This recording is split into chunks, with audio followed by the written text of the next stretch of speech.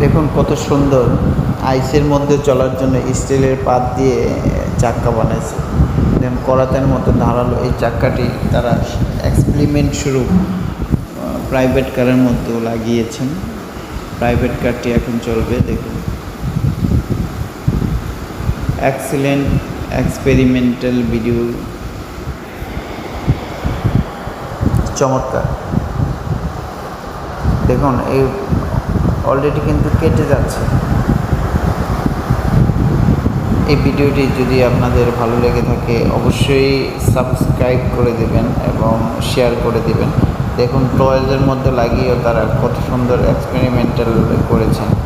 তো অবশ্যই ভিডিওটি আপনাদের কাছে সাবস্ক্রাইবের জন্য রিকোয়েস্ট রইল, অবশ্যই একটি লাইক দিয়ে দিবেন এবং শেয়ার করে দেবেন।